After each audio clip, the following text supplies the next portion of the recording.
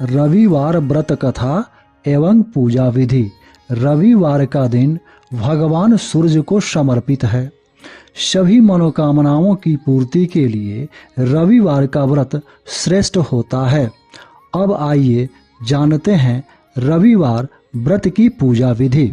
रविवार व्रत करने वाले व्यक्ति को प्रातःकाल ब्रह्म मुहूर्त में उठ जाना चाहिए। स्नानादि से निवृत्त होकर स्वच्छ वस्त्र धारण करना चाहिए। उसके बाद भगवान सूर्य नारायण को अर्घ्य देना चाहिए।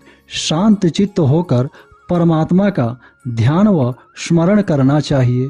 भगवान को फल फूल, धूप दीप तथा नैवेद्य अर्पित करना चाहिए। मौसमी फल तथा कंदमूल भगवान को अर्पित करें। उसके बाद फलाहार और भोजन करना चाहिए। भोजन एक समय से अधिक नहीं करना चाहिए। भोजन तथा फलाहार सूर्य के प्रकाश रहते ही कर लेना चाहिए। यदि निराहार रहने पर सूर्य छिप जाए तो दूसरे दिन सूर्य उदय हो जाने पर अर्घ्य देने के बाद ही भोजन करें। व्रत के दिन नमकीन तथा तेल युक्त भोजन कदापि ग्रहण न करें। व्रत के अंत में पूजा अर्चना के बाद व्रत कथा अवश्य सुननी चाहिए। रविवार व्रत करने से मान सम्मान तथा यश बढ़ता है। पुत्र पौत्रादि तथा धन संपदा की प्राप्ति होती है। शत्रुओं का क्षय होता है। आंख की पीड़ा के अतिरिक्त अन्य सब पीड़ाएं दूर होती हैं। अब आइए सुनते हैं रविवार व्रत कथा। रविवार व्रत कथा प्राचीन काल की बात है। एक बुढ़िया थी।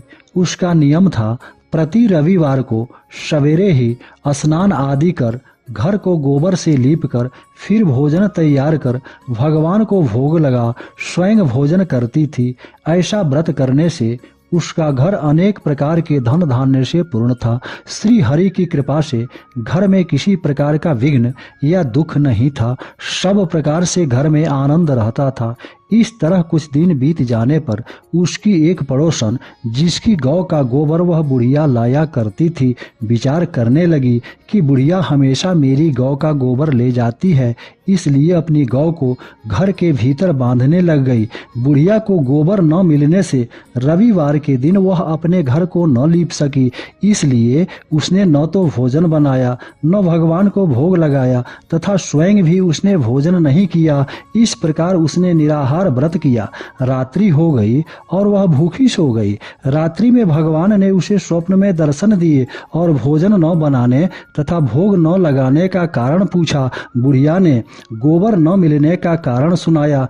तब भगवान ने कहा कि माता, हम तुमको ऐसी गौ देते हैं जिससे सभी इच्छाएं पूर्ण होती हैं, क्योंकि तुम हमेशा रविवार को गौ को गोबर से घर लीप कर भोजन बनाकर मेरा भोग लगाकर खुद भोजन करती हो।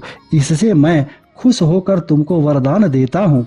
निर्धन को धन और बांझ स्त्रियों को पुत्र देकर दुखों को दूर करता हूँ तथा अंत समय में मोक्ष देता हूँ। स्वप्न में ऐसा वरदान देकर भगवान तो अंतर्ध्यान हो गए।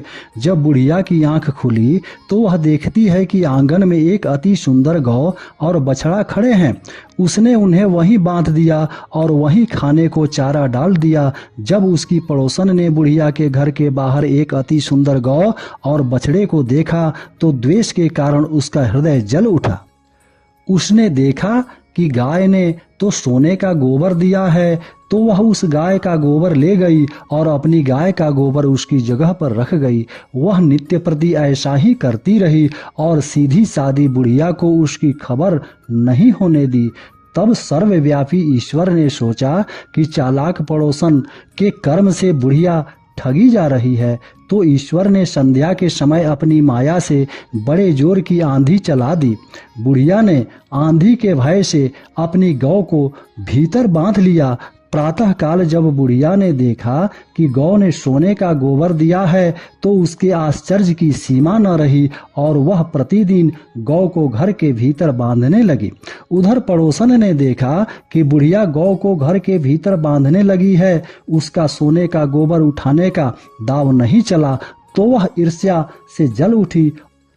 कुछ उपाय न देख पड़ोसन ने उस देश के राजा की सभा में जाकर कहा, महाराज, मेरे पड़ोस में एक बुढ़िया के पास ऐसी गौ है जो आप जैसे राजाओं के ही योग्य है। वह नित्य सोने का गोबर देती है। आप उस सोने से प्रजा का पालन करिए। वह बुढ़िया इतने सोने का क्या करेगी? राजा ने यह बात सुन अपने दूतों को बुढ़िया के घर से गौ लाने की आज्ञा दी। बुढ़िया प्रातः ईश्वर का भोग लगा भोजन ग्रहण करने ही जा रही थी कि राजा के कर्मचारी गौ खोल कर ले गए। बुढ़िया काफी रोई, चिल्लाई, किंतु कर्मचारियों के समक्ष कोई क्या कहता। उस दिन बुढ़िया गौ के वियोग में भोजन न कर सकी और रात भर रो रो कर ईश्वर से गौ को पुनः पाने के लिए प्रार्थना करती रही। उधर राजा गौ को देखकर बहुत प्रसन्न हुआ, लेकिन सुबह जैसे ही वह उठा, सारा महल गोबर से भरा दिखाई देने लगा। राजा यह देख घबरा गया। भगवान ने रात्रि में राजा को स्वप्न में कहा कि हे राजा, गौ बुढ़िया को लौटाने में ही तेरी भलाई है। उसके रविवार के व्रत से प्रसन्न होकर मैंने उसे गौ दी थी। प्रातः होते ही राजा ने बुढ़िया को बुलाकर बहुत से धन के साथ सम्मान सहित गौ और बछड़ा लौटा दिया और उसकी दुष्ट पड़ोसन को बुलाकर उचित दंड दिया। इतना करने के बाद राजा के महल से गंदगी दूर हुई। उसी दिन से राजा ने नगर वासियों को आदेश दिया कि राज्य की तथा अपनी समस्त मनोकामनाओं की पूर्ति के लिए रविवार का व्रत करो। व्रत करने से नगर के लोग सुखी जीवन व्यतीत करने लगे। कोई भी बीमारी तथा प्रकृति का प्रकोप उस नगर पर नहीं होता था। सारी प्रजा सुख से रहने लगी। जय श्री कृष्ण। राधे राधे।